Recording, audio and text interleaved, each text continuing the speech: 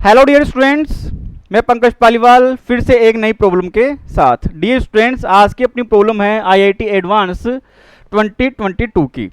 Question है circuit से related. दो सर्किट अपने को गिवन है और दोनों सर्किट में S1 और S2 दो स्विच लगाए हुए हैं और रेजिस्टेंस R1 और R2 और R3 को इस तरीके से अरेंज किया गया है। अपने को ये बताया गया है कि जब S1 और S2 को इनिशियल कंडीशन में ओपन रखा जाता है तब पावर डेसिपेट होता है P1 और P2 दोनों सर्किट्स के लिए, और इन दोनों को क्लोज करने पे दोनों सर्किट्स के लिए जो पावर कंज्यूम होगी वो है Q1 और Q2। तो अपने को इन चारों के अंदर से ये फाइंड करना है कि कौन सा ऑप्शन सही होगा।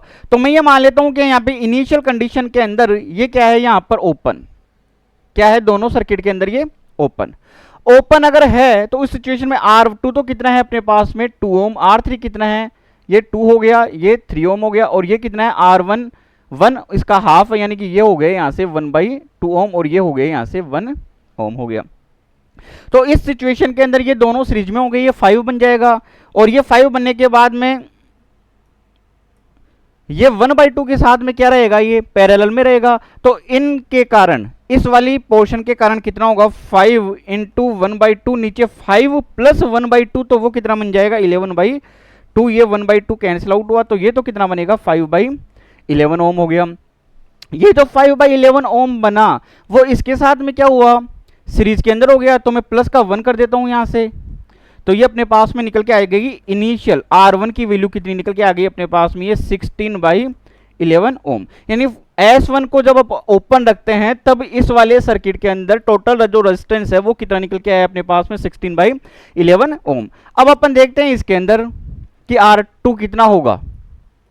तो अपन यहां से देख सकते हैं कि अगर ये ओपन रहता है इस कंडीशन के अंदर तो ये सर्किट के अंदर आ ही नहीं रहा, तो ये किसी काम का नहीं है, तो ये केवल 3 ही बचे। तो R1 तो कितना है अपने पास में, R1 है अपने पास 1 और R2 कितना है 2। तो इन दोनों को मैं पहले सोल्व कर लेता हूं, यहां से इन दोनों को मैं पहले सोल्व करता हूं, तो कितना निकल के आ जाता है ये 1 इंटू 2 अपॉन 1 प्लस 2, तो ये तो बन के आ गया अपने पास में 2/3।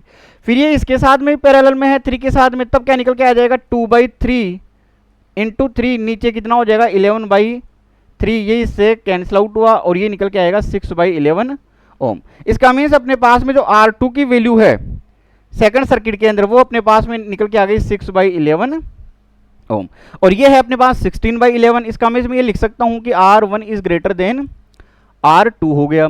अब अपन आते हैं ऑप्शन के ऊपर। When voltage source of 6 volt is connected across A and B then both circuits P1 is less than P2। जब अपन ने वोल्टेज सोर्स से कनेक्ट किया, यानी वोल्टेज क्या हो गया, कांस्टेंट हो गया।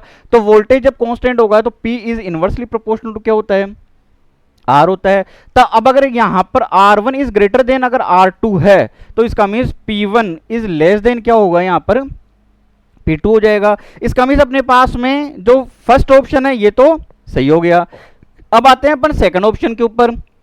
वह एक करंट सोर्स ऑफ 2 एम्पियर। अब एक कांस्टेंट करंट सोर्स जोड़ दिया 2 एम्पियर, जिसकी वैल्यू से अपने कोई मतलब नहीं है। जब अपने कांस्टेंट करंट सोर्स के साथ में जोड़ते हैं तब power P is directly proportional क्या होता है R, क्योंकि P इक्वल टू कितना होता है I² R। तो यहां पर R1 is greater then R2 है, तो इसका means P1 is greater then क्या होगा, P2 हो गया। तो इसका मीन्स यहां से ये देख सकते हैं अपन कि सेकंड ऑप्शन B क्या होगा, यहां पर सही होगा। अब अपन आते हैं सेकंड सिचुएशन के ऊपर। अब इसको यहां से क्या कर दिया, क्लोज। अब ये क्लोज हो गया यहां से। अगर ये क्लोज हो गया तो ये वाला जो R1 है इसका शॉर्ट सर्किट हो गया, तो केवल ये वाला ही बचेगा, ये वाला पोर्शन। और इसका अपन ने निकाल लिया था कितना 5/11 ओम। तो मैं R1 डैश कि अब रेजिस्टेंस कितना होगा, तो R1 डैश वो निकल के आ जाएगा अपने पास में 5/11 ओम हो गया। अब यहां से देखते हैं अपन कि इसको भी क्लोज किया तो ये तीनों पैरेलल में थे। अब ये भी क्या होगा, पैरेलल में होगा। तो यहां से मैं ये लिख सकता हूं कि इन तीनों के कारण कितना निकल के आया था 6/11। R3 की वैल्यू कितनी है 3 ओम, ये कितना हो जाएगा यहां से ये 6 ओम, और ये 6 ओम 6/11 के क्या रहेगा, पैरेलल में रहेगा। तो ये 6/11 इंटू 6 नीचे क्या होगा 72/11 हो जाएगा। ये 11 कैंसिल आउट हो, ये 36/72 हो गया। तो अब यहां से अपने पास में ये वैल्यू निकल के आ जाएगी R2 डैश की होगी 1/2 ओम हो गई। अब यहाँ से ये देख सकते हैं कि ये तो 0 पॉइंट समथिंग के लगभग आएगा, ये 0.5, तो मैं लिख सकता हूँ कि R2 dash is greater than R1 dash हो गया। अब आते हैं अपन थर्ड ऑप्शन पे, when a voltage source of 6 volt is connected across A and B, यानी कांस्टेंट वोल्टेज सोर्स है, तब ये बोल रहा है कि Q1 is greater then P1 होगा। तब यहां से अपन देख सकते हैं कि कांस्टेंट वोल्टेज सोर्स है, Q1 कांस्टेंट वोल्टेज सोर्स है, इसका हमेशा मैं फॉर्मूला लगाऊंगा P is inversely proportional to R, क्योंकि P इक्वल टू क्या होगा, V स्क्वायर अपॉन R होगा। अब आप देख सकते हो कि R1 की पहले वैल्यू कितनी थी, R1 की वैल्यू पहले आई अपने पास में ये 16/11 ओम, तो ये लगभग कितनी आएगी, यहां से ये 1.4 के लगभग आएगी।